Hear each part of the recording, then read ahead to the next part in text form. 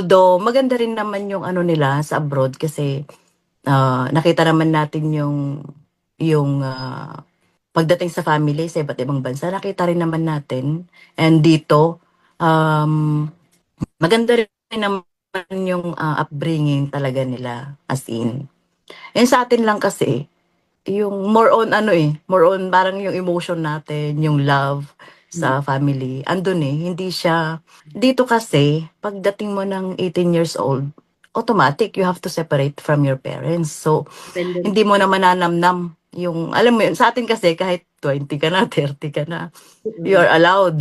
Okay lang na nasa iisang bubong pa rin kayo ng parents mo as long as wala kang family, 'di ba? So, kung mas prepared mo Naabuso ng ngayon kas 'no, parang kahit nag-asawa na lang nandun pa rin.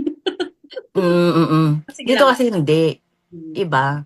mm. Parang you have to ano, parang 'pag 18 years old ka kailangan may sarili ka ng ano, which is yun yung kagandahan naman sa kanila dahil kailangan nilang trumabaho, kailangan nilang trabahuhin lahat nung kailangan nila para masustentuhan din nila yung sarili nila. Kasi hindi na sila obligasyon ng Kaya parents siguro sila nila. maagang natuto 'no, kasi maaga pa lang Mm. hinahayaan na silang ano, maging independent. Naging ano, So, nagiging maginhawa rin yung parents kasi may sarili na siyang alam mo yun, sarili na lang niya yung bubuhayin nila, yung Hmm. gano'n.